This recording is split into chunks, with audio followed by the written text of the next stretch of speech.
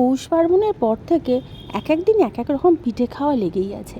আজ বানিয়ে নিয়েছি গুড়ের তৈরি পাটিসাপটা, মেজারমেন্টে পারফেক্ট। আমি পারমিতা, আর আপনারা দেখছেন দুর্গার হেসেল। সরাসরি চলে এলাম দুর্গার হেসেলে। প্রথমেই একটা মিক্সিং বোলের মধ্যে নিয়েছি 1 কাপ চাল গুঁড়ো, নিয়েছি 1/2 কাপ ময়দা, 1/4 কাপ সুজি, নিয়ে নিচ্ছি ছোট চামচের 1/2 চামচ মতো নুন। সব কিছুটা ভালো করে একবার মিশিয়ে নিচ্ছি। তারপর এখানে দিয়ে নেব 1/2 কাপ পরিমাণে গুড়। এখানে ঝোলা গুড়ই ব্যবহার করতে হয়, কিন্তু এত অতিরিক্ত ঠান্ডা যে গুড়টা কিন্তু বেশ জমে গেছে। আর তার সাথে দিয়ে নিয়েছি 1/2 কাপ দুধ। এরপর সবটা একবার ভালো করে মিশিয়ে নিচ্ছি।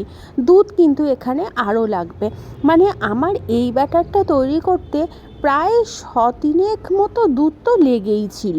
আমি ধাপে ধাপে দুধটা অ্যাড করতে করতে ব্যাটারটাকে পাতলা করে নিয়েছিলাম। ময়দা দিয়ে পাটিসাপটা তো আমিও শেয়ার করেছি এর আগে, অনেকেই বানান, কিন্তু চালগুঁড়ি দিয়ে পাটিসাপটা একবার বানিয়ে দেখুন। এখানে আমি দোকানের কেনা চালগুঁড়িই ব্যবহার করেছি, আপনারা চালগুঁড়ি দিয়ে করতে পারেন। চালগুঁড়ির পাটিসাপটার টেস্ট কিন্তু অনেক সুন্দর হয়।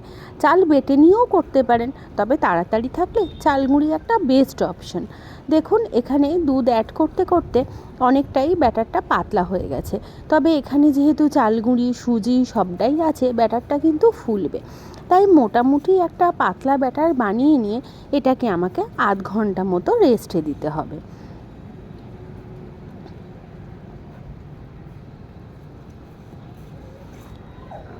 ব্যাটারটার কনসিস্টেন্সিটা একবার আমি দেখিয়ে দিই।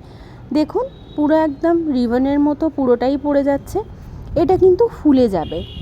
তাই আমি এখানে আধ ঘন্টা মতো রেস্টে দিয়ে দিচ্ছি।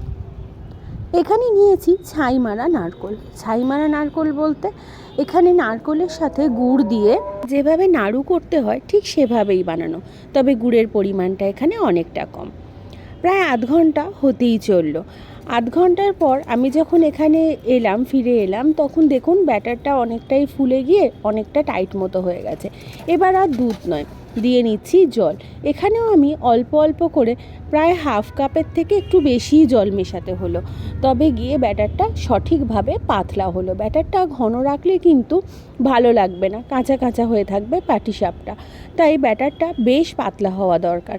আমি এখানে 1/4 কাপ করে দুবার, আর তার সাথে আরও প্রায় 2 চামচ মতো জল অ্যাড করেছিলাম।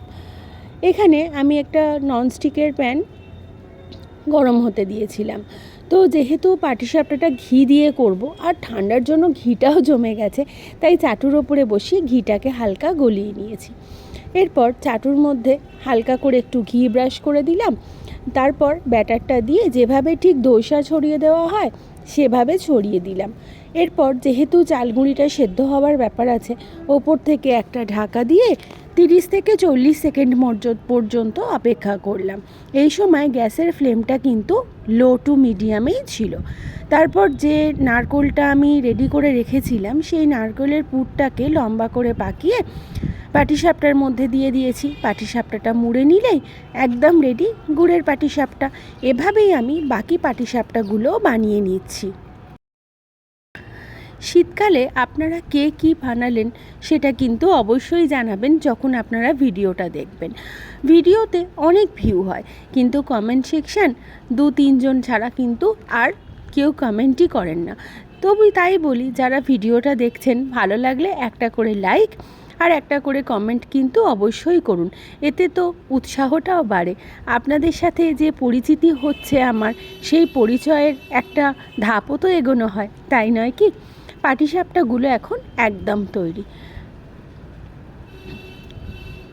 ময়দার পাটিসাপটার থেকে এই পাটিসাপটার স্বাদ কিন্তু একদমই আলাদা, আর ভীষণ সুন্দর বলা চলে। তাই একদিন আমার রেসিপি ফলো করে বানিয়ে নিন না গুড়ের পাটিসাপটা। আপনাদের শীতকালটাও হয়ে উঠুক মিষ্টি মধুর। তাহলে দেখা হচ্ছে তো নতুন ভিডিওতে, থাকবেন কিন্তু পাশে।